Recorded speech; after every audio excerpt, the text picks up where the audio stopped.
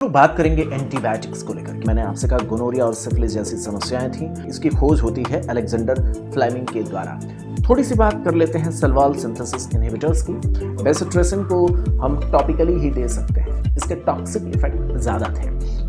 IV route से दिया जाने वाला वैंकोमाइसिन का इंजेक्शन आपके सामने रखने की कोशिश की गई। सेलवाल का फॉर्मेशन का जो स्टेबल रूट हो सकता है वो नहीं बन पाएगा। सवाल ये है कि जो पहला पेनिसिलिन खोजा गया था अलेक्जेंडर फ्लेमिंग के द्वारा, बेंजाथिन पेनिसिलिन के डोजेस कम होते हैं। पेनिसिलिन के ही बहुत सारे ऐसे भाई बंधु बनाए गए जो ओरल रूट से दिए जा सकते थे। ये जितने भी एंटीबायोटिक्स खोजे गए थे एक बहुत ही बदमाश बैक्टीरिया के खिलाफ काम करने के लिए खोजे गए थे। हालांकि ओवरऑल अगर हम देखें तो बहुत लंबे समय तक हमने सेलवाल की सिंथेसिस को ही इनहिबिट करने के टारगेट के आधार पर एंटीबायोटिक्स डेवलप की, जिसमें तीसरा जो सेल मेम्ब्रेन इनहिबिटर मेडिसिन है वो है एक रिजर्व ड्रग। कौन सा है? कोलिस्टिन है। नमस्कार, आज हम लोग बात करेंगे एंटीबायोटिक्स को लेकर के। हम बात करने वाले हैं एंटीबायोटिक्स या एंटी माइक्रोबियल्स के बारे में। इसकी शुरुआत होती है पेनिसिलिन की खोज से।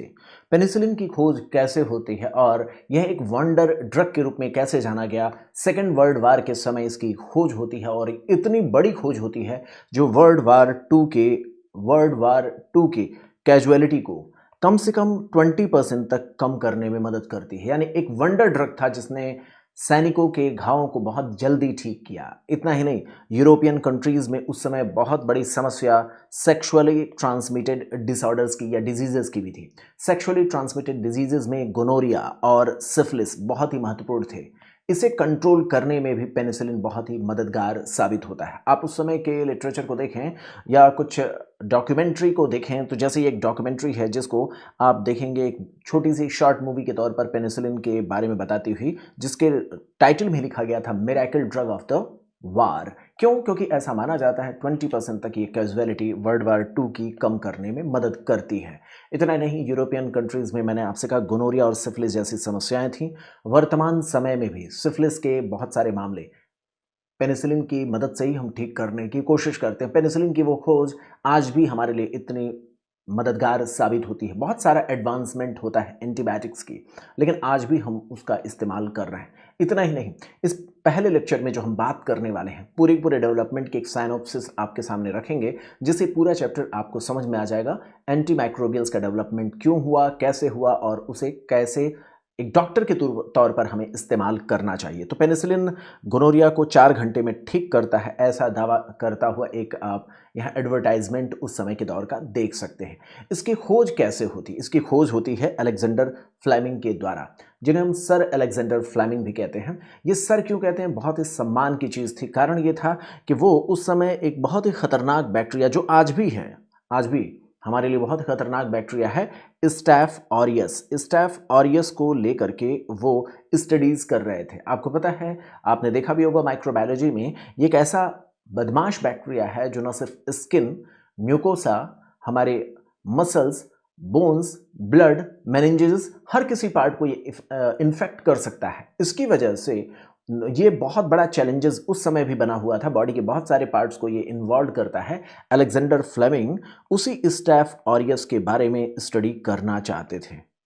एक दिन अचानक से उन्होंने जिस पेट्री डिश में इसकी कॉलोनी ग्रो करने की कोशिश की, वहाँ पर कंटामिनेशन देखा। किसका कंटामिनेशन? वो पेनिसिलियम नोटेटम का था। एक खास किस्म के मोल्ड की कॉलोनी का यहाँ पर उन्होंने कंटामिनेशन देखा और उन्होंने ऑब्जर्व किया कि जिस स्टैफ ऑरियस की कॉलोनी में इसका कंटामिनेशन था, उसके आसपास के रीजन में स्टैफ ऑरियस की कॉलोनी ग्रो नहीं कर पा रही थी। यानी एक फंगस की कॉलोनी ने बैक्टीरिया के स्टैफ ऑरियस की कॉलोनी को ग्रो नहीं करने दिया। ये कॉलोनी इस रीजन में इसलिए नहीं ग्रो कर पाई क्योंकि यहाँ पर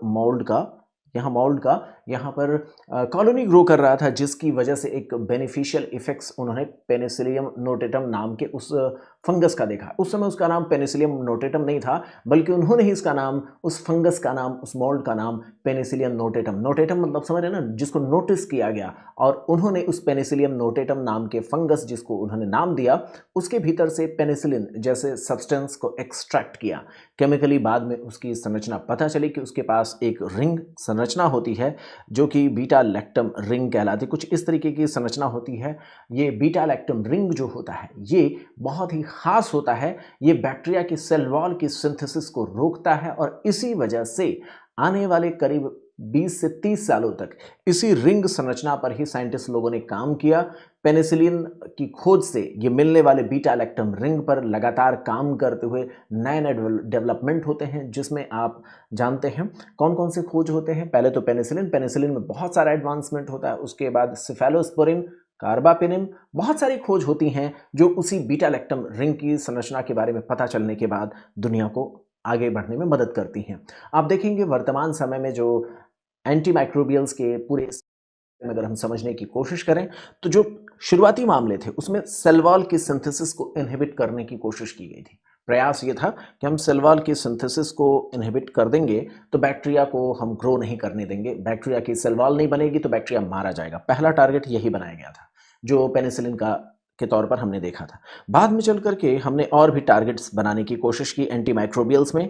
आप देखेंगे यहाँ साइटोप्लाज्मिक जो मेम्ब्रेन होता है यानी प्लाज्मा मेम्ब्रेन को भी टारगेट बनाने की कोशिश की गई और उसको लेकर के भी नए नए एंटीबायोटिक्स बनाए गए। इतना ही नहीं, सेलुलर मशीनरी को भी समझते हुए उसको भी कंट्रोल करने की कोशिश की गई, जिसमें जेनेटिक मटेरियल के रेप्लिकेशंस को अगर रोक देते हैं, बैक्टीरिया को रेप्लिकेट न करने दें। इतना ही नहीं, बैक्टीरिया जो अपने जेनेटिक मटेरियल्स के रॉ मटेरियल तैयार करती है, अगर उसको न बनने दें तो ये भी एक एंटीमाइक्रोबियल्स का टारगेट हो सकता है। ये सारी जानकारी और धीरे धीरे करके जो पेनिसिलिन से होने वाली खोज थी उसने बैक्टीरिया के हर एक माइक्रो जो लेवल पर स्टडीज़ के साथ साथ नए नए एंटीबॉडीज़ के एंटीबायोटिक्स की खोज करने का हमें मौका देता है। आप देखेंगे इसकी पूरी की पूरी जो सिग्नल के पाथवे होते हैं जिसमें ये प्रोटीन की सिंथेसिस करती है उसको भी इनहिबिट करने का प्रयास करते हुए नए नए एंटीबायोटिक्स बनाए गए। वो एंटीबायोटिक्स कौन कौन से थे, इसी बात को एक बार हम यहाँ पर समझने की कोशिश करेंगे। तो जैसा कि मैंने आपसे कहा, पेनिसिलिन का जो इफेक्ट था वो एक खास किस्म की रिंग की संरचना की वजह से था जिसे हम बीटा लैक्टम रिंग कहते हैं। सबसे पहले पेनिसिलिन को उसी रिंग के आधार पर मॉडिफाई करने की कोशिश की गई। फिर उसमें साइड वाइज जो चेन्स होते हैं उनको बदल बदल करके नए नए स्ट्रक्चर्स बनाने की कोशिश की गई। पूरा नया ही एक ग्रुप तैयार हो गया सेफेलोस्पोरिन का बीटा लैक्टम रिंग्स में साइड वाइज जो ग्रुप हैं उनको बदल बदल करके। इसी तरीके से कार्बोपेनिम और मोनोबैक्टम्स के तौर पर भी नए नए हमें एडवांसमेंट मिलते गए। यहाँ पर बेसिट्रेसिन और ग्लाइकोपेप्टाइड्स ये भी सेल वॉल की सिंथेसिस को इनहिबिट करने वाले नए एंटीबायोटिक्स हैं। इसको अलग रंग क्यों दिया गया है? क्योंकि ये बेटा लैक्टम रिंग की संरचना नहीं रखते हैं बल्कि ये कुछ और मैकेनिज्म के द्वारा सेल वॉल की सिंथेसिस को प्रभावित करते हैं। ये बीटा लैक्टम रिंग के द्वारा और ये कुछ नए मैकेनिज्म के द्वारा। कौन सा नया मैकेनिज्म होगा अभी हम उस पर बात आपके साथ करेंगे। इतना नहीं, इसके बाद पता चलता है कि मेम्ब्रेन की जो इंटीग्रिटी होती है उसको भी अगर हम डिस्टर्ब कर दें, जो कि हम करते हैं पॉलीमिक्सन बी और डेप्टोमाइसिन के साथ, तो यहाँ पर हमें देखने को मिलेगा पॉलीमिक्सन बी और डेप्टोमाइसिन के साथ हम इसके बारे में सोचने की कोशिश करते हैं और साइटोप्लाज्मिक जो मेम्ब्रेन होता है उसे डैमेज करने के प्रभाव के बारे में हम सोचते हैं। यहाँ पर मेटाबॉलिक पाथवे भी इसका एक टारगेट हो सकता है, जिसके आधार पर भविष्य में जो एंटीबायोटिक्स बनाए गए वो था सल्फोनामाइड्स और ट्राइमेथोप्रिम जैसे एंटीबायोटिक्स। इस जेनेटिक मटेरियल के बनाने की जो प्रक्रिया होती है उसको इनहिबिट करके डेवलप किए गए थे। हम इस पर आगे आपके साथ चर्चा करेंगे। न्यूक्लिक एसिड जो सिंथेसिस होती है उस दौरान जो एंजाइम्स होते हैं उनको अगर हम इनहिबिट कर देते हैं तो इस तरीके से भी कुछ एंटीबायोटिक्स की खोज की गई, जिसमें फ्लोरोक्विनोलोन्स, मेट्रोनिडाजोल, रिफामाइसिन जैसे ड्रग्स आते हैं। इतना ही नहीं, यहाँ पर जो प्रोटीन सिंथेसिस होती है इस पूरी प्रक्रिया की डिटेल स्टडी की गई और इसे इनहिबिट करने के प्रयास में कुछ नए एंटीबायोटिक्स के बारे में पता चलता है। तो प्रोटीन सिंथेसिस के इनहिबिटर्स कौन से होते हैं इस पर बहुत विस्तार से हम बात करेंगे। तो अल्टीमेटली हमने एक कंक्लूजन तो बना ही लिया ना कि ओवरऑल जो टारगेट हैं वो सेल वॉल की सिंथेसिस, प्लाज्मा मेम्ब्रेन के लेवल पर जो उसकी इंटीग्रिटी होती है उसको डैमेज करना, जो जेनेटिक मटेरियल है उसको रेप्लिकेट न करने देना, जेनेटिक मटेरियल को बनने नहीं देना, जेनेटिक मटेरियल के बाद आगे जो सिग्नलिंग होती है जिसके द्वारा ये अपने प्रोटीन की सिंथेसिस करती है उसे ना करने देना। ये कई सारे जो every level, each and every level पर जो हमने नए नए एंटीबायोटिक्स की खोज की है इसके द्वारा ह्यूमन सिविलाइजेशन को बचाने में बहुत ज़्यादा मदद मिलती है। कारण यह है कि आप जानते हैं समय समय पर माइक्रोबायोलॉजी में आपने पढ़ रखा है, अलग अलग किस्म के बैक्टीरिया ने हमारे ह्यूमन सिविलाइजेशन पर बहुत बड़ा बर्डन डाला, लेकिन साइंटिस्ट लोगों ने उसके खिलाफ एंटीबायोटिक्स डेवलप करके हमारी लाइफ को सिक्योर किया है। तो चलिए बात करते हैं एंटीबायोटिक्स में, एंटीमाइक्रोबियल्स में, सेल वॉल सिंथेसिस के लेवल पर। तो सेल वॉल सिंथेसिस के लेवल पर बहुत सारे मेडिसिन आते हैं, इस पर हम आगे आपसे चर्चा करेंगे ही। सेल मेम्ब्रेन को कैसे हम इनहिबिट कर सकते हैं उस पर भी बात करेंगे। सेलुलर मेटाबॉलिज्म और जो जेनेटिक मटेरियल है उसको कैसे हम इनहिबिट कर सकते हैं। डीएनए गायरेज जो एंजाइम है उसको इनहिबिट कर सकते हैं फ्लोरोक्विनोलोन्स के द्वारा। फिर आरएनए पॉलीमरेज यानी डीएनए से जो आरएनए बनने की प्रक्रिया है, अगर हम उसको ना होने दें तो इसके द्वारा हम रिफैम्पिसिन जैसे मेडिसिन डेवलप कर सकते हैं। यहाँ पर प्रोटीन की सिंथेसिस जो इसके भीतर हो रही होती है उसके बारे में भी हम बात कर सकते हैं। आगे ध्यान रखना है, जहाँ सेल वॉल सिंथेसिस और प्रोटीन सिंथेसिस ये दो बड़े टर्मिनल ग्रुप आपको देखने को मिलेंगे। जहां सेल वॉल सिंथेसिस वाले बैक्टीरिसाइडल होते हैं, साइडल नेचर के होते हैं, बैक्टीरिया को मार ही डालते हैं। वहीं पर दूसरा जो सबसे बड़ा आपको ग्रुप देखने को मिलेगा वो होगा प्रोटीन सिंथेसिस इनहिबिशन का। प्रोटीन सिंथेसिस सेलुलर मशीनरी को इनहिबिट करने का, ये अधिकतर मामलों में स्टैटिक होते हैं। जो ये साइडल था यहाँ पर ये स्टैटिक होते हैं, बैक्टीरिया की ग्रोथ को रोक देते हैं, इस स्तर पर रोक देते हैं कि हमारी बॉडी की इम्यून सिस्टम उसे मार सके, उसको कंट्रोल कर सके। आप समझ सकते हैं इस चीज़ को जो मैं आपको समझाने का प्रयास कर रहा हूँ। साइडल का मतलब ये मेडिसिन ही बैक्टीरिया को मारेगी। यहाँ पर क्या होगा, बैक्टीरिया को मेडिसिन उस लेवल तक नहीं मार सकती, वो उसके ग्रोथ को रोक देगी, बैक्टीरिया के मल्टीप्लिकेशन को रोक देगी, बॉडी के इम्यून सिस्टम उसको मार डालेंगे। इस स्तर पर हमारे कंट्रोल करने की क्षमता डेवलप हो जाएगी। आप प्रोटीन सिंथेसिस जो बड़ा ग्रुप है, जैसे मैंने आपसे कहा सेल वॉल सिंथेसिस इनहिबिटर्स, तो उससे जस्ट अपोजिट होता है। सेल वॉल सिंथेसिस में जो शुरुआत होती है वो ग्राम पॉजिटिव बैक्टीरिया को लेकर के हम टारगेट लेकर के करते हैं। क्यों? क्योंकि पहली खोज ही हुई थी ग्राम पॉजिटिव में स्टैफ ऑरियस को टारगेट करते हुए। आप देखेंगे स्टैफ ऑरियस, स्ट्रेप्टोकोकस, ये सब बड़ी चुनौती दुनिया में बने रहे हैं। स्किन से लेकर के बॉडी के इंटरनल पार्ट्स तक इसके इन्फेक्शन होते रहे, उन्हीं को टारगेट करते हुए बनाया गया। बाद में चल करके पता चला बहुत सारे इन्फेक्शन ग्राम नेगेटिव की वजह से भी होते हैं, तो हमने ग्राम नेगेटिव के स्पेक्ट्रम को भी इस सेल वॉल सिंथेसिस इनहिबिटर्स में कवर करने की कोशिश की है। लेकिन शुरुआत जो होती है सेल वॉल सिंथेसिस इनहिबिटर्स की वो ग्राम पॉजिटिव को लेकर के, तो बाद में इसमें ग्राम नेगेटिव वाले प्रॉपर्टीज भी शामिल की गई। आप समझ सकते हैं, ग्राम नेगेटिव वाली प्रॉपर्टीज भी शामिल की गई। आप इससे अपोजिट देखेंगे, जो दूसरा टर्मिनल पे सबसे ज़्यादा पढ़ा जाने वाला ग्रुप है प्रोटीन सिंथेसिस इनहिबिटर, ये ग्राम नेगेटिव के लिए सबसे पहले बनाया गया। बाद में इसमें थोड़ा सा ग्राम पॉजिटिव को भी कवर करने की कोशिश की, यानी स्पेक्ट्रम टोटली जस्ट अपोजिट।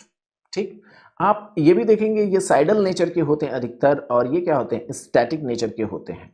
तो दोनों ही स्पेक्ट्रम के बारे में आपको पता होना चाहिए। यहाँ पर एक टर्म आपके दिमाग में होना चाहिए, प्रोटीन सिंथेसिस इनहिबिटर्स में एक कम्यूनोग्लाइकोसाइड्स हैं। कम्यूनोग्लाइकोसाइड्स, कमीनो मैं बोल रहा हूँ, यस मैं जानबूझ करके बोल रहा हूँ, अमीनोग्लाइकोसाइड्स ना बोल के कमीनो बोल रहा हूँ। कारण ये है कि ये एक ऐसा इस ग्रुप का एक्सेप्शन है जो साइडल प्रॉपर्टीज रखता है। तो इस तरीके से एंटीबायोटिक्स के बारे में हमारी एक समझ बनती है। थोड़ी सी बात कर लेते हैं सेल वॉल सिंथेसिस इनहिबिटर्स की, उसके बाद हम आगे डिस्कशन को लेकर के चलेंगे। सेल वॉल सिंथेसिस के इनहिबिशन की प्रक्रिया कैसे स्टेप बाय स्टेप आगे बढ़ती उस पर हम बात करेंगे। आपको पता होना चाहिए, जो यहाँ पर हम मेडिसिन, डिफरेंट तरीके के मेडिसिन पढ़ते हैं, उसका क्या फ़ायदा होगा, उसको आगे बढ़ने से पहले आपको पता होना चाहिए सेल वॉल सिंथेसिस के इनहिबिशन के लिए हमारे पास बहुत सारे मेडिसिन होते हैं।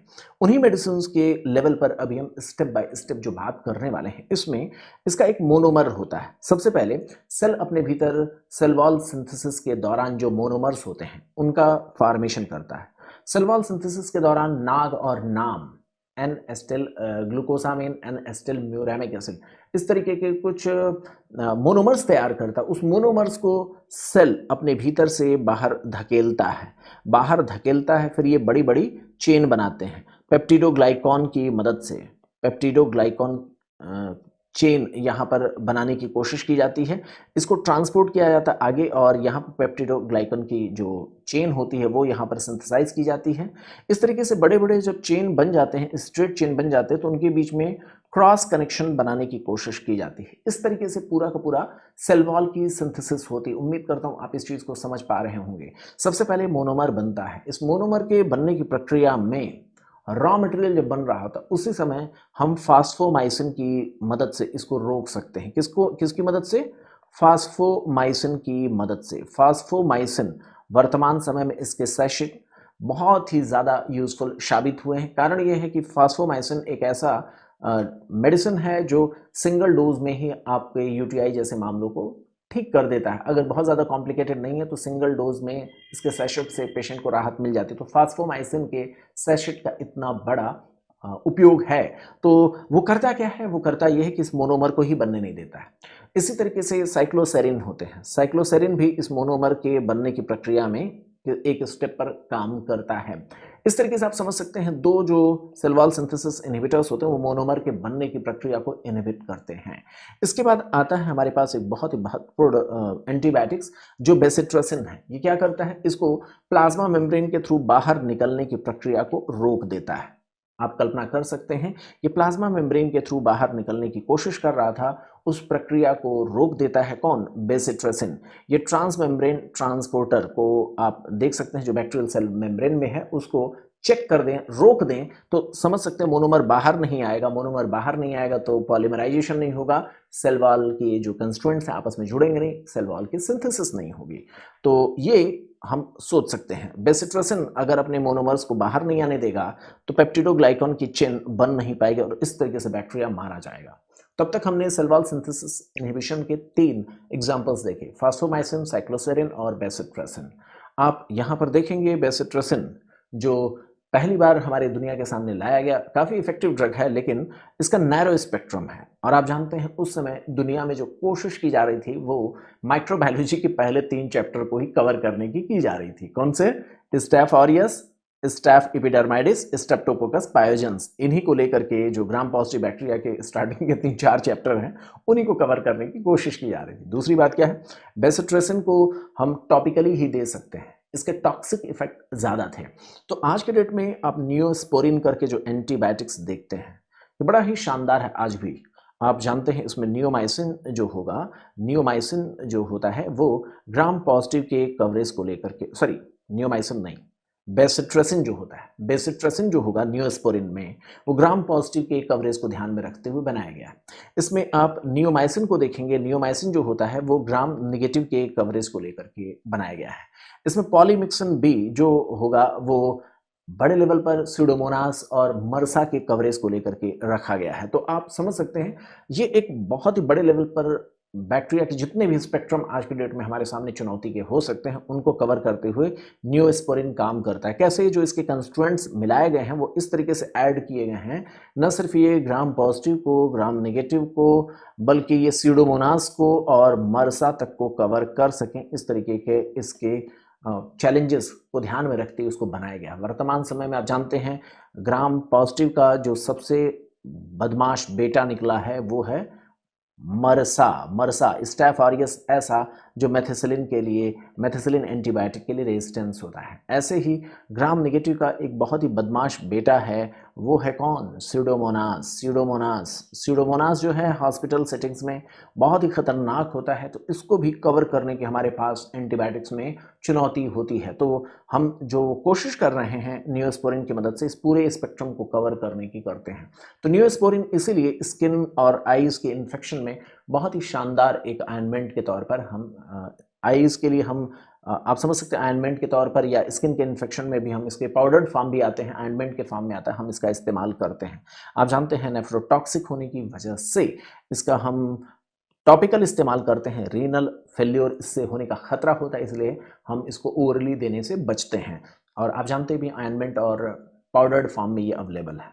पहला हमने देख लिया बेसिट्रेसिन। बेसिट्रेसिन वर्तमान समय में इस्तेमाल हो रहा है, उसके बारे में भी मैंने आपको कंफर्म करने की कोशिश की। दूसरा टारगेट होता है जब ये मोनोमर बाहर आ जाते हैं तो मोनोमर पॉलीमर बनाए। कैसे बनाते हैं, एक एंजाइम की मदद से। उस एंजाइम का नाम क्या है, ट्रांसग्लाइकोसाइडेज एंजाइम। ये ट्रांसग्लाइकोसाइडेज एंजाइम इस मोनोमर को पॉलीमर में बदलने की कोशिश करता है, इनके बीच में बॉन्डिंग तैयार कर देता है। सेकंड टारगेट हम इसी लेवल पर लेते हैं, जिस बैक्टीरिया के सेल वॉल की सिंथेसिस को हम इनहिबिट करने के लिए सेकंड टारगेट बनाए हैं, वो टारगेट वैंकोमाइसिन के थ्रू बनाए हैं। ये करता क्या है, एक एंजाइम, कौन सा एंजाइम, ट्रांसग्लाइकोसाइडेज एंजाइम को इनहिबिट करने का काम करता है। तो सेकंड लेवल पर जो हमने टारगेट बनाया वो ट्रांसग्लाइकोसाइडेज एंजाइम को इनहिबिट करके हमने यहाँ पर डेवलप किया है। जो एंटीबायोटिक डेवलप हुई है वो वैंकोमाइसिन है।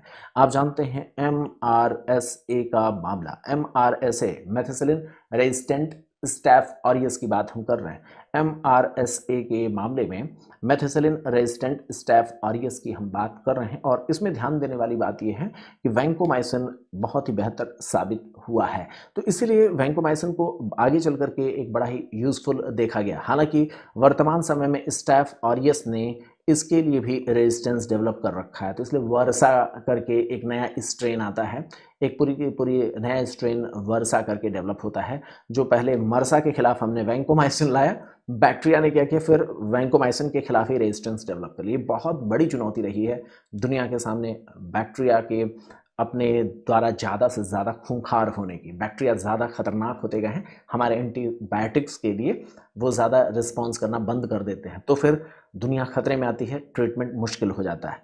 इसके बाद आपने देख लिया, मोनोमर को अगर हम रोक देते हैं या मोनोमर से पॉलीमर बनने से रोक देते हैं, दो टारगेट हम लोगों ने पढ़ लिया। तीसरा अलेक्जेंडर फ्लेमिंग साहब की खोज का था, जो अलेक्जेंडर फ्लेमिंग साहब ने किया था। उन्होंने जो बड़ी बड़ी चेन बन जाती हैं उसके बाद जो क्रॉस कनेक्शन होते हैं, ग्रीन कलर से मैंने क्रॉस कनेक्शन को दर्शाने की कोशिश की है। यहाँ पर बीटा लैक्टम एंटीबायोटिक्स का ग्रुप काम करता है। यहाँ पर कौन सा ग्रुप काम करता है दोस्तों? यहाँ पर बीटा लैक्टम, जो बीटा लैक्टम एंटीबायोटिक्स है वो काम करता है। ये किस एंजाइम पर काम करेगा? ये क्रॉस कनेक्टिविटी कराने वाले ट्रांसपेप्टाइडेज, ऊपर क्या था, ट्रांसग्लूकोसाइडेज, ट्रांसग्लूकोसाइडेज नहीं, ट्रांसपेप्टाइडेज एंजाइम को इनहिबिट करने का काम बीटा लैक्टम एंटीबायोटिक्स का होता है, जो cross connection between the chain नहीं होने देता है।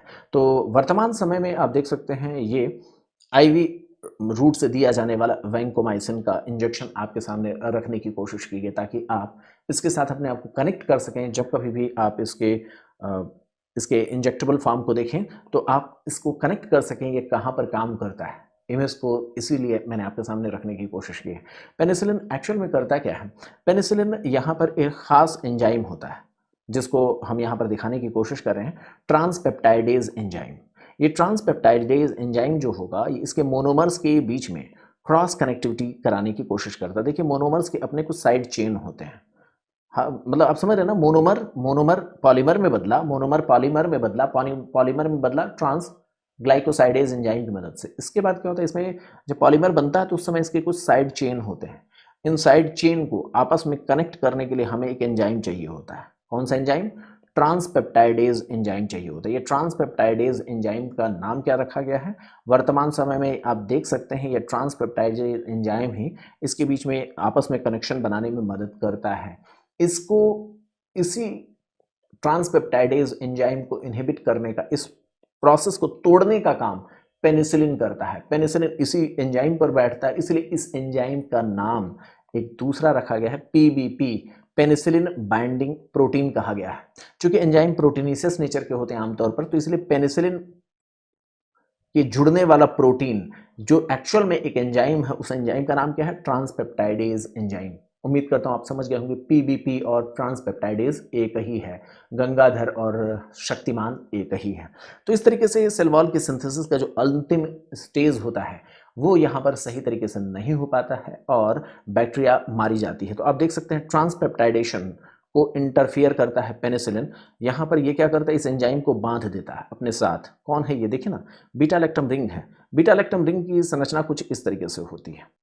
बीटा लैक्टम रिंग की संरचना कुछ इस तरीके से होती है, वही संरचना आपके सामने रखी गई है। एक इमेजिनरी तरीके से सोचें, इस एंजाइम को इनहिबिट कर दिया गया है, इसलिए चूंकि बीटा लैक्टम रिंग यहाँ बंधता है, इसलिए इसको पेनिसिलिन बाइंडिंग प्रोटीन, इस एंजाइम का नाम दूसरा रखा गया है। ये बीटा लैक्टम एंटीबायोटिक्स यहाँ पर आया, इसको काम नहीं करने दिया, ट्रांसपेप्टाइडेज अपना काम नहीं कर पाएगा, तो सेल वॉल का फॉर्मेशन का जो स्टेबल रूप हो सकता है वो नहीं बन पाएगा, अनस्टेबल सेल वॉल फॉर्म होगा, बैक्टीरिया मारी जाएगी। तो आप देख सकते हैं बैक्टीरिया की डेथ यहाँ पर हो जाती है। तो 1, 2 एंड 3 तीन स्टेप्स के तौर पर मैंने आपको दिखाने की कोशिश की है। सवाल यह है कि जो पहला पेनिसिलिन खोजा गया था अलेक्जेंडर फ्लेमिंग के द्वारा, वो अलेक्जेंडर फ्लेमिंग का पेनिसिलिन बड़े सम्मान के साथ याद कर लें, ऐसे पेनिसिलिन जी, पिताजी, है ना, डॉक्टर जी, ऐसे ही पेनिसिलिन जी। तो पेनिसिलिन जी आज भी हम इस्तेमाल करते हैं। हालांकि पेनिसिलिन जो अलेक्जेंडर फ्लेमिंग के द्वारा खोजा गया था उसका बहुत ही लिमिटेड रोल है, लेकिन वर्तमान समय तक भी इसका इस्तेमाल करते हैं। न्यूरोसिफिलिस के मामले में वर्तमान समय में पेनिसिलिन जी आज भी दिया जाता है।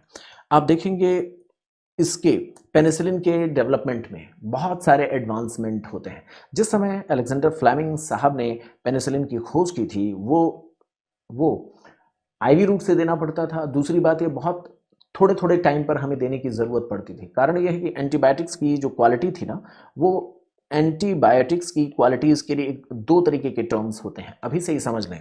एक होता है टाइम डिपेंडेंट किलिंग और दूसरा होता है कंसंट्रेशन डिपेंडेंट किलिंग। इसमें टाइम डिपेंडेंट किलिंग जो होता है पेनिसिलिन के लेवल पर देखने को मिलता है। कंसंट्रेशन डिपेंडेंट किलिंग जो होगा वो मैक्रोलाइड्स के लेवल पर आप देखते होंगे। इसका कहने का मतलब क्या है, इसको ऐसे आप समझें, पेनिसिलिन को ब्लड में लगातार बने रहना चाहिए, तभी इसका इफेक्टिवनेस मिलता है। तो हुआ क्या, टाइम डिपेंडेंट, ज़्यादा देर तक इसको बने रहना चाहिए ब्लड में, इसका कंसंट्रेशन मेंटेन रहना चाहिए, ये लंबे समय तक बना रहे, ये इसके लिए एक आवश्यक चीज़ है। तो शुरुआती दौर में क्या था, पेनिसिलिन जी जब हमने बनाया तो ये बॉडी से एक्सक्रीट कर जाता है, यूरिन से बाहर हो जाता है। तो कोशिश ये की गई ऐसी संरचना मीन्स जो पेनिसिलिन जी जो बनाई गई थी वो जल्दी इस बॉडी से बाहर निकल जाती थी, इसलिए उस टाइम डिपेंडेंट किलिंग के आधार पर लंबे समय तक इसका इफेक्ट बना रहे तो हमें मल्टीपल डोजेस देने पड़ते थे। पेशेंट के लिए बड़ा पेनफुल होता था। इसलिए चुनौती ये हुई कि हम लंबे समय तक काम करने के लिए लंबे समय तक काम करने वाले पेनिसिलिन बनाए। तो इस प्रयास में हमने कोशिश ऐसा किया कि इसकी संरचना में मॉडिफिकेशन करेंगे, एक्सक्रीट ना हो, लंबे समय तक ब्लड में बना रहे। तो इस आधार पर हमने अगला जो बनाया वो बेंजाथिन पेनिसिलिन बनाया। बेंजाथिन पेनिसिलिन के डोजेज कम होते हैं। सिफिलिस के मामलों में आज भी बहुत अच्छे से इसका इस्तेमाल किया जाता है। डोजेज कम होते हैं, लंबे समय तक ये हमारे ब्लड में बने रहते हैं। टाइम डिपेंडेंट किलिंग पेनिसिलिन की होती है, ये बात मैंने आपको बताया। अभी भी एक चुनौती थी कि बार बार हमें पेशेंट को क्या इंजेक्टेबल रूट से देना पड़ता था। किससे? इंजेक्टेबल रूट से हमें इसको देना पड़ता था। तो क्या हम कुछ ऐसा जुगाड़ कर सकते हैं जिससे पेनिसिलिन को ओरल रूट से दिया जाए? बिल्कुल, आप देख सकते हैं फिनॉक्सीमिथाइल पेनिसिलिन, या इसके बाद पेनिसिलिन के ही बहुत सारे ऐसे भाई बंधु बनाए गए जो ओरल रूट से दिए जा सकते थे। तो आप यहाँ पर देखेंगे जो इसके इसके जो शुरुआती इसके बारे में जो कंसंट्रेशन या इसके जो पावर के बारे में बताने की बात थी वो यूनिट्स के टर्म्स में बताई जाती थी। कितना ज़्यादा ये पावरफुल है इसको यूनिट्स के फॉर्म में बताई जाती थी।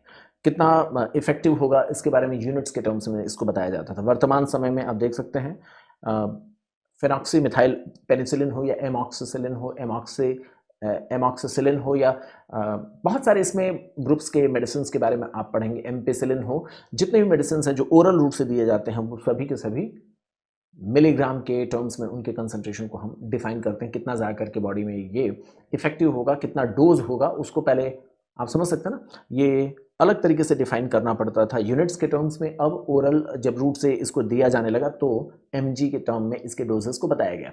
ध्यान ये रखना है इसमें ओवरऑल कि जो हमने डेवलपमेंट किया इसको 3 स्लाइड में ही मैंने आपको बता दिया। पेनिसिलिन जो पहली खोजी गई थी वो मल्टीपल डोजेज में देना पड़ता था। आज भी हालांकि कुछ सेलेक्टिव केसेस में आज भी देना पड़ता है। जो पहली खोजी गई मेडिसिन थी आज भी इफेक्टिव है। हालांकि बाद में चल करके ये हुआ कि उस दवा को चेंज किया जाए, लंबे समय तक ब्लड में कंसंट्रेशन जो टाइमिंग है उसकी बढ़ाई जाए ताकि मल्टीपल डोजेस देने की ज़रूरत ना पड़े। तो बेंजाथिन पेनिसिलिन बनाया गया और आगे चल करके ये हुआ भाई पेशेंट को इंजेक्टेबल रूट की बजाय अगर ओरल रूट से दें तो पेशेंट ज़्यादा आरामदायक सिचुएशन में होगा। तो इस तरीके से एम्पेसिलिन, एमॉक्सिसिलिन, क्लॉक्सासिलिन, बहुत सारे मेडिसिन इसमें आते हैं, फिनॉक्सीमिथाइल पेनिसिलिन जैसे मेडिसिन आते हैं। इसी दौरान एक चुनौती भी आती है। मैंने आपसे कहा था ना, ये जितने भी एंटीबायोटिक्स खोजे गए थे एक बहुत ही बदमाश बैक्टीरिया के खिलाफ काम करने के लिए खोजे गए थे, स्टैफ ऑरियस। और अब होता क्या है, शुरुआती दौर में तो ये बहुत इफेक्टिव थे एंटीबायोटिक्स ने पूरी की पूरी स्टैफ ऑरियस को मार डाला, समाप्त कर दिया। लेकिन धीरे धीरे उसी में से कुछ ऐसे कॉलोनीज थे स्टैफ ऑरियस के जिन्होंने सीख लिया था एंटीबायोटिक्स को डिस्ट्रॉय करना। कैसे? वो जो बीटा लैक्टम रिंग होती है उसको तोड़ना सीख लिया। क्या करना सीख लिया? बीटा लैक्टम रिंग को तोड़ना सीख लिया।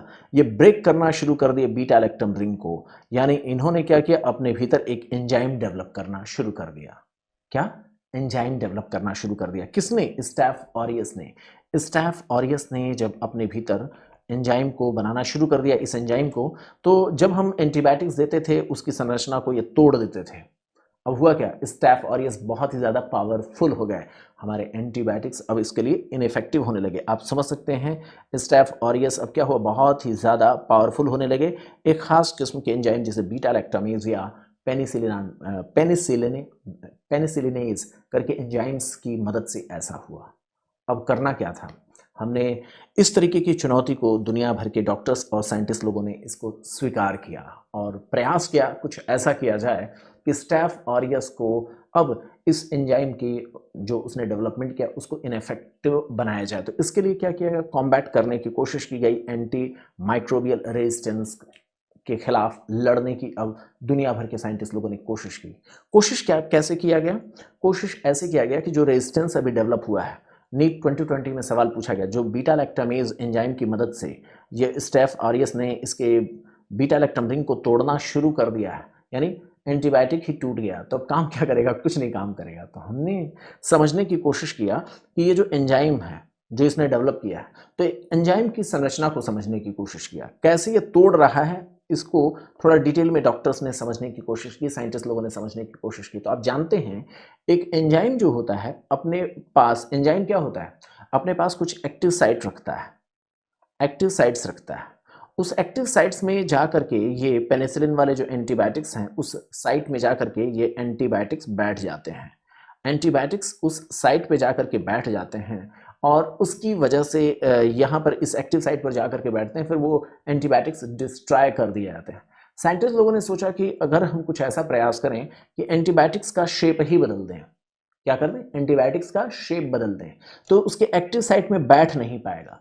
तो ये एंजाइम पर जब ये एंटीबायोटिक्स बैठ नहीं पाएगा तो एंटीबायोटिक का असर मीन्स एंटीबायोटिक इफेक्टिव होने लगेंगे, ये एंजाइम बिल्कुल उसको तोड़ नहीं पाएगा। तो इस प्रयास में साइंटिस्ट लोगों ने क्या किया, कल्पना करें ये है बीटा लैक्टामेज जो डिस्ट्रॉइंग एंजाइम जो स्टैफ ऑरियस ने निकाल रखा है। अब हमने क्या किया, अपने एंटीबायोटिक्स की संरचना में साइड वाइज चेन बनाना शुरू कर दिया, ऐसी मैन्युफैक्चरिंग की एंटीबायोटिक्स की, इसमें साइड चेन डाल दिया। साइड चेन डालते ही अब ये एंटीबायोटिक्स इसके स्ट्रक्चर में फिट ही नहीं हो सकते थे, स्ट्रक्चर में चूंकि फिट नहीं हो सकते थे इसलिए एंटीबायोटिक्स अब डिस्ट्रॉय नहीं हो सकते थे, एंटीबायोटिक्स अब लंबे समय तक काम करना शुरू कर दिए। ऐसा जो प्रयास किया गया था बीटा लैक्टामेज या पेनिसिलिनेज को इनइफेक्टिव करते हुए जो नए एंटीबायोटिक्स बनाए गए थे वो थे मेथिसिलिन। कौन थे, मेथिसिलिन, क्लॉक्सासिलिन, इस तरीके के मेडिसिन हमने डेवलप किए थे। आगे हम इस पर चर्चा करेंगे। तो हुआ क्या, अब ये बैक्टीरिया जो पेनिसिलिनेज बना रही थी ना उस दौर में बहुत बड़ी चुनौती पैदा कर दी थी, खासतौर पर ग्राम पॉजिटिव ग्राम नेगेटिव करके जो बैक्टीरियाज थी। सबसे पहले तो हम लोगों ने देखा कि स्टैफ ऑरियस बहुत खतरनाक हो रहे थे, बाद में चल करके पता चला ग्राम नेगेटिव बैक्टीरिया भी इस तरीके के एंजाइम्स को बना रही है जो बीटा लैक्टम रिंग को डिस्ट्रॉय कर सकती है। तो हमने क्या किया, बीटा लैक्टम रिंग रखने वाले एंटीबायोटिक्स की संरचना को मॉडिफाई किया, जिसके द्वारा हमने मेथिसिलिन बनाया। क्या बनाया, मेथिसिलिन बनाया, क्योंकि बीटा लैक्टमेज जो एंजाइम था उसके प्रोडक्शन के साथ ही स्टैफ ऑरियस बहुत पावरफुल हो गए थे। न सिर्फ स्टैफ ऑरियस बल्कि ग्राम नेगेटिव बैक्टीरिया जैसे जो एग्जांपल्स उस समय हम नोकार्डिया और इसके अलावा गोनोरिया से संबंधित जो एंटीबायोटिक्स जो हम दे रहे थे गोनोरिया के खिलाफ, वो सारी चीज़ें अब इनइफेक्टिव होने लगी थी। क्यों, क्योंकि ये बीटा लैक्टमेज जो एंजाइम्स थे उसकी वजह से ये बीटा लैक्टम रिंग टूट रहे थे। अब हमने कोशिश क्या किया गया, हमने कोशिश किया कि अब कुछ नया किया जाए। तो हमने क्या किया, बीटा लैक्टमेज जो एंजाइम है उसको इनइफेक्टिव कर दिया जाए। तो ये एंजाइम किसने प्रोड्यूस किया, बैक्टीरिया ने। बैक्टीरिया के इस एंजाइम को इनइफेक्टिव करने का एक ही तरीका था। क्या तरीका था, आप कल्पना करें, मैंने कहा कि बैक्टीरिया के इस एंजाइम को इनइफेक्टिव करने का तरीका था कि इस एंजाइम पर आकर के कौन बैठता, beta lactam ring, beta lactam ring के साथ साइड चेन जोड़ दीजिए। तो इस तरीके से हमने मेथिसिलिन, क्लॉक्सासिलिन, है ना, ऑक्सासिलिन, इस तरीके के एंटीबायोटिक्स हम लोगों ने डेवलप किए। सवाल ये था कि ये जो नए बने हुए मेडिसिन थे ये बहुत ही इफेक्टिव तो हुए उस समय, लेकिन बहुत ही नैरो स्पेक्ट्रम वाले थे। ये स्टैफ ऑरियस के खिलाफ बहुत अच्छे से काम करते थे। मेथिसिलिन का एग्जाम्पल आप जानते होंगे, क्लॉक्सासिलिन का आप एग्जाम्पल जानते हुए होंगे। ये जो एंटीबायोटिक्स डेवलप किए गए थे ये ओरिजिनल पेनिसिलिन के भीतर यानी बीटा लैक्टम रिंग के भीतर ही संरचनात्मक चेंजेस किए गए थे, संरचनात्मक स्ट्रक्चरल चेंजेस किए गए थे। ये स्ट्रक्चरल चेंजेस कैसे किए गए थे, आप देखिए, इतने को समझे आप, बीटा लैक्टम रिंग, इतने की कल्पना करें, बीटा लैक्टम रिंग जिसको तोड़ सकता था बीटा लैक्टामेज। इसको कौन तोड़ सकता था मेरे दोस्तों, बीटा लैक्टम रिंग को आप कल्पना करें और इसको तोड़ सकता था बीटा लैक्टामेज एंजाइम। कैसे आप समझ सकते हैं ना, इसको अपने ग्रुप्स में बिठा करके तोड़ सकता था। हमने क्या किया, इस बीटा लैक्टम रिंग के साथ देखिए साइड वाइज चेन हमने बनाना शुरू कर दिया। ऐसे कल्पना कर लें, साइड वाइज चेन हमने बनाना शुरू कर दिया। इसके कारण अब ये उसमें फिट नहीं बैठेगा, तो आप समझ सकते हैं क्लॉक्सासिलिन, ऑक्सासिलिन, नेफेसिलिन, डाइक्लॉक्सासिलिन और मेथिसिलिन अब क्या होगा, डैमेज नहीं होंगे। इनको कोड के साथ आप याद कर सकते हैं कॉन्डोम के कोड से। कॉन्डोम ने प्रोटेक्शन दे दिया ऐसे करके। तो क्लॉक्सासिलिन, ऑक्सासिलिन, नेफेसिलिन, डाइक्लॉक्सासिलिन और मेथिसिलिन, ये कुछ ऐसे एग्जाम्पल बनते हैं जो बड़ी साइड चेन रखने की वजह से पेनिसिलिनेज एंजाइम के अगेंस्ट बहुत अच्छा असर दिखाना शुरू कर देते हैं। समस्या यही होता है कि जो मेथिसिलिन और या डाइक्लॉक्सासिलिन या इसमें जो क्लॉक्सासिलिन करके एग्जाम्पल्स थे, ये नैरो स्पेक्ट्रम रखते हैं। ये क्या होते हैं, बीटा लैक्टामेज के लिए रेजिस्टेंस तो रखने लगे ये एंटीबायोटिक्स, लेकिन ये नैरो स्पेक्ट्रम रखते हैं। अभी ग्राम नेगेटिव के खिलाफ अच्छा रिस्पांस नहीं आ रहा था, ग्राम पॉजिटिव के लिए बहुत अच्छा था। थोड़े दिनों बाद ये भी समझ में आया कि मेथिसिलिन जो उस समय डेवलप की गई थी, जो बहुत इफेक्टिव थे, उसके खिलाफ भी रेजिस्टेंस डेवलप कर लिया स्टेफ ऑरियस ने। कैसे डेवलप किया, क्या किया उसने, अब हम इस पर बात करेंगे। इतना ही नहीं, मेथिसिलिन जब रेजिस्टेंस मेथिसिलिन के खिलाफ जब स्टेफ ऑरियस ने जब रेजिस्टेंस डेवलप किया, तो हमने लेकर के आए वैंकोमाइसिन। किसको, वैंकोमाइसिन को लेकर के आए। वैंकोमाइसिन बड़ा इफेक्टिव हुआ, ये स्टेफ ऑरियस के खिलाफ, बदले हुए स्टेफ ऑरियस के खिलाफ बहुत इफेक्टिव हुआ। लेकिन थोड़े दिनों बाद पता चला वैंकोमाइसिन के खिलाफ भी रेजिस्टेंस स्टेफ ऑरियस ने डेवलप कर लिया। कैसे डेवलप किया है, ये कहानी आपको जानना ही होगा। माइक्रोबायोलॉजी में खूब पूछा जाता है। आप जानते हैं मेथिसिलिन जब पहली बार आया, अपनी देखिए अलग से साइड चेन बना करके, तो पता चला कि ये जितने भी स्टेफ ऑरियस थे भागने लगे। क्यों, क्योंकि ये जो बीटा लैक्टम एंटीबायोटिक्स का एक नया मॉडिफिकेशन था, जो कि आप समझ सकते हैं बीटा लैक्टामेज के लिए काम ही नहीं करता। आप समझ रहे हैं ना, बीटा लैक्टामेज रेजिस्टेंस रखने वाला मेथिसिलिन जब दुनिया में लाया गया, डॉक्टर्स के द्वारा, साइंटिस्ट के द्वारा लाया गया, तो बहुत बुरी तरीके से पिटे कौन, स्टेफ ऑरियस। क्यों, क्योंकि बीटा लैक्टामेज एंजाइम अब इसको तोड़ ही नहीं सकता था, है ना। पूरे डिस्कशन का मकसद यही था। थोड़ी देर बाद क्या होता है, थोड़ी देर बाद होता क्या है, ये वापस लौटते हैं। कौन कौन वापस लौट रहे हैं, देखिए कितना सारा हथियार लेकर के लौटे हैं। कौन है ये स्टेफ ऑरियस हैं। ये कौन है, स्टेफ ऑरियस की नई कॉलोनी है, जिन्होंने मेथिसिलिन को गाली देना शुरू कर दिया। आज मैं तुझे बताता हूँ। पहले तो ये बहुत हिम्मती बन रहे थे मेथिसिलिन, ये अब कहते हैं ये स्टेफ ऑरियस, अब मैं तुझे बताता हूँ कैसे, क्या किया इन्होंने किया क्या, अपने भीतर, अपने सरफेस पर जो एंजाइम था, आप जानते हैं ना, बीटा लैक्टम, एक्चुअल में बीटा लैक्टम जो रिंग एंटीबायोटिक्स का था, ये जो बीटा लैक्टम रिंग था, ये जा करके ट्रांसपेप्टाइडेज एंजाइम, क्या, ट्रांसपेप्टाइडेज एंजाइम को ही जा करके बांध देता था, है ना। इसकी वजह से सेल वॉल की सिंथेसिस नहीं हो पा रही थी। अब हुआ क्या, ये पूरी कहानी समझ पा रहे हैं ना। ट्रांसपेप्टाइडेज एंजाइम को आकर के बीटा लैक्टम रिंग बांध देता था, पकड़ लेता था, जिस कारण ये एंजाइम इनइफेक्टिव हो जाता था। अब बैक्टीरिया ने क्या किया था, बीटा लैक्टम रिंग को तोड़ना शुरू कर दिया था, अपने बचने के लिए। फिर क्या हुआ, साइंटिस्ट लोगों ने क्या किया, इसमें चेन जोड़ना शुरू कर दिया, जिसके कारण बैक्टीरिया के एंजाइम्स अब इनइफेक्टिव होने लगे थे। अब क्या किया, बैक्टीरिया ने फिर दांव खेला, जो कि मरसा का था।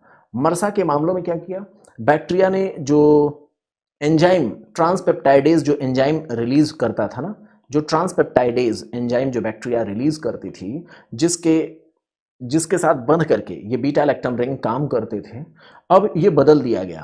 पहले ये रामू था, अब ये श्यामू हो गया। मतलब क्या, पूरा का पूरा शेप ही अपने इस ट्रांसपेप्टाइडेज एंजाइम का बदल दिया। जो क्रॉस कनेक्शन वाले एंजाइम्स रिस्पॉन्सिबल होते थे पूरी तरह बदल गए। रामू की जगह श्यामू आ गए। शाम के आते ही अब क्या हुआ, मेथिसिलिन भूल गया, इसे कहा कि अरे ये तो मिल ही नहीं रहा ट्रांसपेप्टाइडेज एंजाइम, तो अब मेथिसिलिन किसी काम लायक नहीं रहा। तो इन्होंने किया क्या, इन्होंने अपने ट्रांसपेप्टाइडेज एंजाइम में अल्टरेशन कर दिया, पेनिसिलिन के बाइंड होने वाले एंजाइम में ही अल्टरेशन कर दिया। ये बहुत बड़ी चुनौती थी। मरसा अब डेवलप हो चुका था। स्टेफ ऑरियस जो मेथिसिलिन के लिए रेजिस्टेंस डेवलप किया था, सवाल पूछा जा चुका है, कैसे लाया, ट्रांसपेप्टाइडेज एंजाइम के स्ट्रक्चर में बदलाव की वजह से। ये कैसे हुआ था, कैसे ये बैक्टीरिया में डेवलप हुआ था, आप इसके बारे में भी सवाल देखेंगे। How methicillin resistant staph aureus developed. तो ये घटना कैसे हुई, ये घटना कैसे हुई? तो इसमें होता क्या है, ट्रांसपेप्टाइडेज एंजाइम में जो म्यूटेशन हुआ था, जो कि इसकी वजह से एंटीबायोटिक्स अब पीबीपी एंजाइम में फिट नहीं हो पा रहा था, वो कुछ ऐसा हुआ था कि ये मरसा का डेवलपमेंट हुआ था। और ये किस वजह से हुआ था? ये प्लाज्मिड की मदद से एक बैक्टीरिया में ऐसा जीन डेवलप हुआ जो वर्चुअली दूसरे में ट्रांसफर होते होते हर एक बैक्टीरिया को ट्रांसफर हो गया था। तो मरसा जो डेवलप हुआ था वो किसकी मदद से हुआ था? ये जो मरसा में जो इस तरीके के म्यूटेशंस डेवलप हुए थे, वो कैसे डेवलप हुए थे? वो डेवलप हुए थे प्लाज्मिड के ट्रांसफर की मदद से डेवलप हुए थे। आप देखेंगे इस एंजाइम को, आप ध्यान रखें, मरसा जब डेवलप हुआ ना, मरसा जब स्टेफ ऑरियस ने मरसा वाली कॉलोनी जब डेवलप की, स्टेफ ऑरियस की नई कॉलोनी डेवलप होती है, तो ये एंजाइम ही अब पूरी तरह बदल चुका होता है। टारगेट जो था बैक्टीरिया का, बैक्टीरिया के खिलाफ जो टारगेट हम रखते थे वो टारगेट ही बदल गया, इस वजह से मरसा डेवलप हुआ था। तो अब क्या किया गया मरसा के मामलों में, मरसा के मामलों में थोड़ा सा ध्यान से समझिएगा वरना कंफ्यूजन रहेगा। स्टेफ ऑरियस ने क्या किया, इस स्टेफ ऑरियस ने अपने आप को जिंदा रखने के लिए जहां ये बीटा लैक्टम एंटीबायोटिक्स पहुंचते थे उसकी संरचना ही बदल दिया। जब संरचना बदल दिया तो अब ये बीटा लैक्टम जो एंटीबायोटिक्स थे खोज ही नहीं सकते थे कि कहाँ गया, किसको पकड़ें, किसको तोड़ें, किसको रोकें काम करने से। तो हमने क्या किया, अब चूंकि संरचना ही पूरी तरीके से बदल चुकी थी इस एंजाइम की, तो हमने टारगेट ही पूरी तरीके से बदल दिया। टारगेट ही पूरी तरीके से मरसा की कॉलोनी के लिए हमने टारगेट ही बदल दिया। अब हमने टारगेट क्या किया, वो ग्लाइकोपेप्टाइड एंटीबायोटिक्स की मदद से हमने जो मोनोमर से पॉलीमर बनने वाली जो घटना थी, पहले हम क्या करते थे, पहले हम क्रॉस कनेक्शन को रोकने की कोशिश करते थे। जब बैक्टीरिया ने अपना वो एंजाइम ही बदल दिया, यहां पर क्रॉस कनेक्शन वाले जब बैक्टीरिया ने एंजाइम ही बदल दिया, तो हमने क्या किया, ये जो मोनोमर से पॉलीमर बनाने वाले जो एंजाइम्स थे उनको ब्रेक करना शुरू कर दिया, उस एंजाइम के इफेक्ट को रोकना शुरू कर दिया, जो वैंकोमाइसिन या टिकोप्लानिन की मदद से हमने शुरू किया। वैंकोमाइसिन या टिकोप्लानिन ये करते क्या है, ये ग्लाइकोपेप्टाइडेज है ना, ग्लाइकोपेप्टाइडेज एंजाइम को इनहिबिट करने का काम करते थे। इस तरीके से हमने नया टारगेट बनाया। तो वैंकोमाइसिन जब आया तो इसने कहा मैं हूं वैंकोमाइसिन। अब ये मरसा जो डेवलप हुआ था, मेथिसिलिन के खिलाफ रेजिस्टेंस रखने वाले स्टेफ ऑरियस की जो कॉलोनी थी पूरी तरह भागना शुरू कर देती। उसे लगता अरे ये क्या हो गया, ये हुआ क्या। वैंकोमाइसिन ने एक नया हमारे सामने इस तरीके से लाया, जब इसने अपना अपना एंजाइम बदला तो हमने टारगेट ही बदल दिया। ट्रांस ग्लाइकोसाइडेज एंजाइम को टारगेट बना करके हमने बैक्टीरिया की कॉलोनी को मारना शुरू कर दिया। थोड़े समय बाद वैंकोमाइसिन के खिलाफ भी स्टेफ ऑरियस ने अपना रेजिस्टेंस डेवलप कर लिया।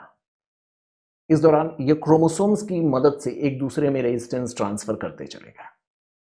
इस चीज को हम माइक्रोबायोलॉजी में बहुत डिटेल में बात करते हैं, आगे हम फिर बात कर लेंगे। तो वर्षा की एक नई कॉलोनी डेवलप होती है जो वैंकोमाइसिन के लिए रेजिस्टेंस रखती है। अब वैंकोमाइसिन के आने पर ये डरते नहीं है बल्कि कहते हैं आजा मैं तुझे देखता हूं तू कौन है। तो अब ऐसे सिचुएशन में एंटीमाइक्रोबियल्स के मामलों में आप समझ सकते हैं वैंकोमाइसिन तक को चुनौती दे दिया अब स्टेफ ऑरियस ने। तो हम करते क्या है, हम एक नया कॉम्बिनेशन देने की कोशिश करते हैं अगेंस्ट वर्षा। क्या होता है वो, डेल्फोप्रिस्टिन क्विनप्रिस्टिन जैसे कॉम्बिनेशन, लिनोजिलिड जैसे हम नए मेडिसिन देते हैं। तो आप देखेंगे वर्षा के मामलों में, वर्षा के मामलों में हमने अब पूरी तरीके से सेलवाल पर जो हमारा डिपेंडेंसी था उसको बंद कर दिया। अभी तक आप देखें तो पूरी की पूरी कहानी में मरसा जो था, सबसे पहले तो SA था। SA में हमने क्या किया, जो ट्रांसपेप्टाइडेज एंजाइम था उसको रोकने की कोशिश किया पेनिसिलिन की मदद से। स्टेफ ऑरियस के ट्रांसपेप्टाइडेज एंजाइम को रोकने की मदद किया पेनिसिलिन की मदद से, हमने इसको रोकने का काम किया। बाद में चल करके स्टेफ ऑरियस ने इस पेनिसिलिन को ही तोड़ना शुरू कर दिया। तो हमने क्या किया, पेनिसिलिन की संरचना को थोड़ा सा साइड वाइज चेन दे करके हमने बदल दिया। ये रहा मेथिसिलिन जो हमने डेवलप किया, वो कुछ दिनों बाद रेजिस्टेंस इसके खिलाफ आने लगा। कैसे आने लगा, बैक्टीरिया ने क्या किया, अपना ये जो बीटा लैक्टम रिंग पर बैठने की इन लोगों की आदत थी उसको ही बदल दिया। बीटा लैक्टम रिंग जहां बैठता था यानी पेनिसिलिन के बाइंडिंग वाले प्रोटीन को ही बदल दिया। जब पेनिसिलिन बाइंडिंग प्रोटीन या ट्रांसपेप्टाइडेज एंजाइम को ही बदल दिया बैक्टीरिया ने मरसा के मामलों में, तो हमने क्या किया, एक वैंकोमाइसिन बनाया। क्या बनाया, वैंकोमाइसिन बनाया। वैंकोमाइसिन ने क्या किया, अब इसने भी टारगेट बदल दिया। टारगेट क्या बदला, मोनोमर से पॉलीमर के बनने की प्रक्रिया को इनहिबिट करना शुरू कर दिया। पहले क्या था, क्रॉस लिंकिंग को हम टारगेट रखते थे, अब मोनोमर से पॉलीमर बनने वाली प्रोसेस को हमने रोकना शुरू कर दिया। ध्यान रहेगा। इसके बाद क्या होता है, इसके बाद वर्षा के खिलाफ भी जब रेजिस्टेंस आने लगता है तो अब हम सेल वॉल को टारगेट ही नहीं रखते हैं, सेल वॉल को टारगेट ही नहीं रखते, अब हम नया टारगेट बनाते हैं सेल मेम्ब्रेन को, जो कि डेप्टोमाइसिन। अब देखें, डेप्टोमाइसिन या डेफ्लोप्रिस्टिन, क्विनप्रिस्टिन जैसे कॉम्बिनेशंस वैंकोमाइसिन के खिलाफ, वैंकोमाइसिन रेजिस्टेंट स्टेफ ऑरियस के खिलाफ बहुत अच्छे से काम लाते हैं। तो अब हमने टारगेट बदला, जैसे हमने वर्षा जो नई कॉलोनी आई है उसके लिए हमने सेल मेम्ब्रेन को टारगेट रखते हुए हमने क्या डेवलप किया, डेप्टोमाइसिन। इसी तरीके से वर्षा को कवर करने के लिए हमने लिनेजोलिड प्रोटीन सिंथेसिस को इनहिबिट करने वाले एंटीबायोटिक्स बनाने शुरू कर दिए, ताकि टारगेट पूरी तरह बदल दें, अब रेजिस्टेंस थोड़ा कम आए इस तरीके से। हालांकि ओवरऑल अगर हम देखें तो बहुत लंबे समय तक हमने सेल वॉल की सिंथेसिस को ही इनहिबिट करने के टारगेट के आधार पर एंटीबायोटिक्स डेवलप की, जिसमें बीटा लैक्टम रिंग और उसके मॉडिफिकेशन की मदद करके हमने बहुत सारे एंटीबायोटिक्स का स्पेक्ट्रम बनाया। हालांकि बैक्टीरिया भी समझ गई थी, तो इस वजह से हमें समय समय पर इसमें बदलाव लाने पड़े, जैसे पेनिसिलिन, सिफेलोस्पोरिन, कार्बापेनिम्स, मोनोबैक्टम। इतना ही नहीं, हमें बेसिट्रोसिन और ग्लाइकोपेप्टाइड्स जैसे एंटीबायोटिक्स भी बनाने पड़े। आप देखेंगे फास्फोमाइसिन भी बाद में डेवलप किया गया। बीटा लैक्टम के बारे में तो आप लोगों ने पूरी तरीके से देख ही लिया। आज भी जो फास्फोमाइसिन है बहुत शानदार मेडिसिन के तौर पर इसके ग्रेन्यूल्स होते हैं, जिसको पानी मिलाकर पी लेते हैं, सिंगल डोज में अनकॉम्प्लिकेटेड यूटीआई बहुत अच्छे से ठीक हो जाती है। फिर आप देखेंगे बेसिट्रोसिन टॉपिकल प्रिपरेशन हम वर्तमान समय में करते हैं बेसिट्रोसिन का, मरसा के कॉलोनी को कवर करने के लिए, मरसा की कॉलोनी को कवर करने के लिए। साइक्लोसेरिन जो हमने आपको बताया था, ये कंस्टुएंट बनाने के दौरान ही, जैसे मैंने आपसे कहा था फास्फोमाइसिन हो, याद रखिएगा, पूरा हम लोगों ने शुरू में ही इसके बारे में देख लिया था। फास्फोमाइसिन हो, साइक्लोसेरिन हो, ये जो इसके मोनोमर्स बनने की प्रक्रिया को ही चेक कर देते हैं। इसके बाद आता है बेसिट्रोसिन क्या होता है, इसको निकलने नहीं देता है ना। फिर क्या आता है, हमारे आते हैं वैंकोमाइसिन इस मोनोमर से पॉलीमर बनने की प्रक्रिया को रोक देते हैं। ग्लाइकोपेप्टाइड एंटीबायोटिक्स या ग्लाइकोपेप्टाइडेज इनहिबिटर के तौर पर जाने जाते हैं। फिर क्रॉस कनेक्शन को रोकने के लिए हमारे बीटा लैक्टम एंटीबायोटिक्स आते हैं। उम्मीद करता हूँ ये पूरी की पूरी कनेक्टिविटी आपको समझ में आ गई होगी, कैसे ये एंटीबायोटिक्स काम करते हैं इसको आपने समझ लिया होगा। नेक्स्ट लेवल पर जब ये सारे रेजिस्टेंस आने लगते हैं अलग अलग लेवल पर, तो हमने टारगेट बदलने की कोशिश की, हमने सेल मेम्ब्रेन को इनहिबिट करने की कोशिश में कुछ नए एंटीबायोटिक्स बनाए। इसमें डेप्टोमाइसिन, आपको मैंने बताया ही, ये वर्षा के मामलों में आपने देखा वैंकोमाइसिन का जब रेजिस्टेंस होता है तो डपट करके अंदर घुस करके हम मारते हैं, ऐसे करके याद रखें। हम डायलॉग मारते हैं ना कि हम घुस करके मारेंगे, तो होता क्या है, हमने जब देखा वैंकोमाइसिन के लिए रेजिस्टेंस आने लगा तो हम सेल वॉल की बजाय हम सेल मेम्ब्रेन को टारगेट रखने लगते हैं और सेल के भीतर जा करके घुस करके मारने की कोशिश करते हैं। ये होता है डेप्टोमाइसिन का काम। डेप्टोमाइसिन सेल मेम्ब्रेन के सिंथेसिस को इनहिबिट करने का काम करते हैं। फिर हम देखेंगे यहाँ पर वर्षा के मामलों में अगर पेशेंट को न्यूमोनिया का प्रेजेंटेशन है तो हम इसका इस्तेमाल नहीं करते हैं, उस दौरान हम लिनेजोलिड का इस्तेमाल करते हैं। मैंने कहा ना, वर्षा के मामलों में लिनेजोलिड एक प्रोटीन सिंथेसिस इनहिबिटर है। वर्षा के कंट्रोल करने के लिए तो हमने टारगेट लिया सेल मेम्ब्रेन के सिंथेसिस को इनहिबिटर, दूसरा हम प्रोटीन सिंथेसिस इनहिबिटर भी लेते हैं। प्रोटीन सिंथेसिस इनहिबिटर्स के तौर पर हम लिनेजोलिड का इस्तेमाल करते हैं।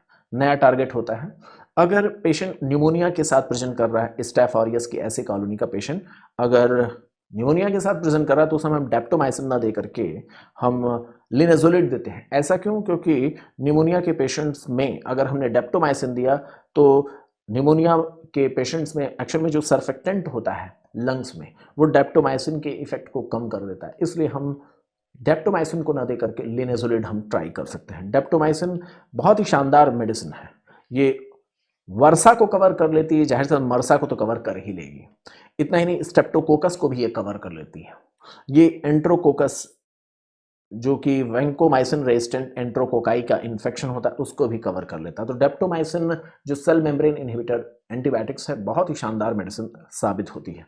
इसके अपने साइड इफेक्ट्स हैं। डेप्टोमाइसिन में इतना डपट करके अंदर घुस करके मारेंगे तो लात घुस से चलेंगे, क्या होगा, मसल्स में चेंजेस आएंगे।